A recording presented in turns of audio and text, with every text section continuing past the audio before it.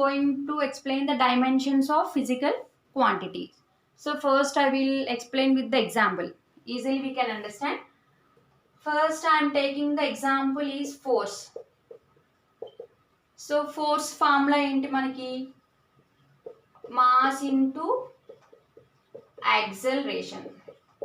So మనం physical quantity అంటే ఏంటి which can be measurable. So ఫోర్స్ని మనం మెజర్ చేయగలం కాబట్టి దీన్ని ఫిజికల్ క్వాంటిటీస్ అన్నాం. So this is the fundamental derived అంటే ఇది డిరైవ్డ్ క్వాంటిటీ, ఎందుకంటే this is derived from the fundamental. Mass అన్నది ఫండమెంటల్ క్వాంటిటీయేగా, సో ఇది మన డిరైవ్డ్ క్వాంటిటీ అవుతుంది. So mass into acceleration formula ఏంటి, velocity by time. Change in velocity by టైమే వెలాసిటీ బై టైం రాసాం. సో వెలాసిటీ అంటే ఏంటి, distance by time or displacement by time అంటాం. సో వెలాసిటీ ఫార్ములా రాసాను, ఇక్కడ టైం రాసాం. సో ఇప్పుడు ఏమవుతుంది, mass into distance by this is also comes to denominator time. Time into time ఏమవుతుంది, టైం స్క్వేర్ అవుతుంది.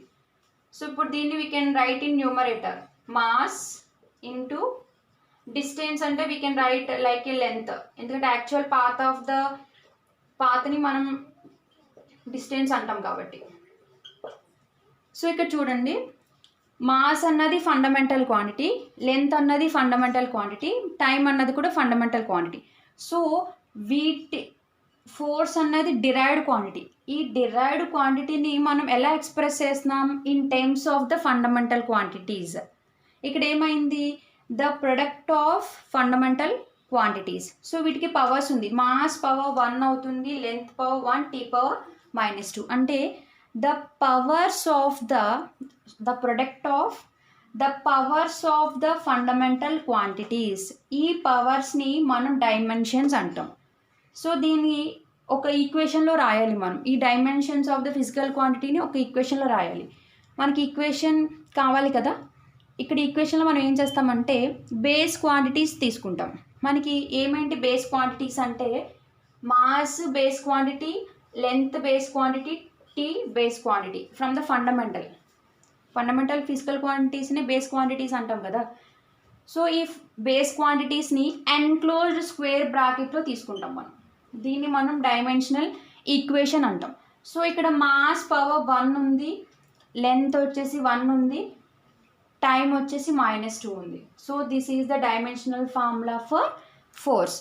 ఇవేమో డైమెన్షన్స్ ఆఫ్ ద ఫోర్స్. దీన్ని ఎలా చెప్తామంటే ఫోర్స్ యొక్క డైమెన్షన్స్ 1 ఇన్ మాస్ ఉంది, 1 ఇన్ లెంత్ ఉంది, -2 ఇన్ టైం ఉంది. ఈ పవర్స్ని మనం డైమెన్షన్స్ అంటాం. దీనికి డైమెన్షనల్ ఫార్ములా రాయాలి అంటే we take the base quantities in the enclosed square brackets తీసుకుని మనం పవర్స్ రాస్తాం. దీని డైమెన్షనల్ ఫార్ములా అని అంటాం. నెక్స్ట్ ఎగ్జాంపుల్ చూద్దాం, వర్క్ చూద్దాం. సో వర్క్కి ఫార్ములా ఏంటి మనకి, ఫోర్స్ ఇంటూ డిస్ప్లేస్మెంట్ కదా. ఓకే, సో ఫోర్స్ అంటే మళ్ళీ మనకి ఎలా రాయొచ్చు, మనం మాస్ ఇంటూ యాక్సలరేషన్ రాయొచ్చు into displacement. Okay, again acceleration అంటే ఏమని రాయొచ్చు మనం, వెలాసిటీ బై టైం రాయొచ్చు. అట్లానే ఇక్కడ డిస్ప్లేస్మెంట్ రాస్తున్నాం. సో వెలాసిటీ అంటే చెప్పాను distance or displacement by time అని. So mass into displacement by time. So ఇక్కడ ఆల్రెడీ డిస్ప్లేస్మెంట్ ఉంది కాబట్టి డిస్ప్లేస్మెంట్ రాసాం. సో ఇక్కడ చూడండి, మాస్ ఇంటూ ఇక్కడ డిస్ప్లేస్మెంట్ ఉంది, ఇక్కడ డిస్ప్లేస్మెంట్ ఉంది, అంటే మనకి ఏమవుతుంది, డిస్ప్లేస్మెంట్ 2 టైమ్స్ ఉంది కాబట్టి పవర్ 2 రాసాం. సేమ్ ఇక్కడ టైం. సో ఇక్కడ టైం డినామినేటర్కి వస్తుంది కాబట్టి we can write in numerator. మళ్ళీ ఏమవుతుంది, టైం 2 టైమ్స్ ఉంది కాబట్టి -2, మాస్ పవర్ 1. అంటే ఇక్కడ వర్క్కి dimensions are 1 in mass. Work యొక్క dimensions are in displacement 2 in displacement, -2 in time. So వీటి పవర్స్ ఉన్నాయి కదా 1, 2, -2, వీటిని మనం డైమెన్షన్స్ అంటాం. మనకి డైమెన్షనల్ ఫార్ములా రాయాలి. సో ఆల్రెడీ మీకు తెలుసు డైమెన్షనల్ ఫార్ములా రాయాలి అంటే బేస్ క్వాంటిటీస్ తీసుకుంటాం, మాస్, లెంత్, టైం. సో ఇక్కడ డిస్ప్లేస్మెంట్ అంటే నథింగ్ బట్ లెంతే కదా. సో డిస్టెన్స్ అన్న డిస్ప్లేస్మెంట్ అంట నథింగ్ బట్ లెంత్. సో ఇప్పుడు రాస్తాం, ఎన్క్లోజ్ బ్రాకెట్స్లో రాస్తాం.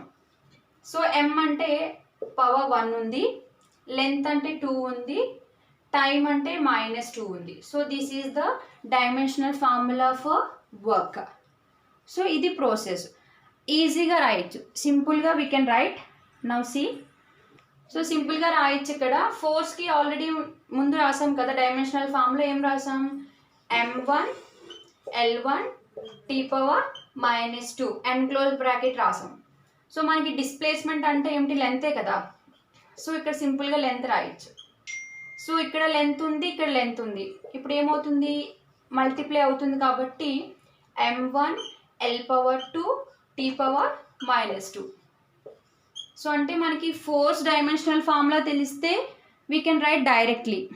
లేదు అంటే ముందు చెప్పినట్టుగా ఫోర్స్ ఫార్ములా రాయాలి, acceleration, velocity. So that is the lengthy process.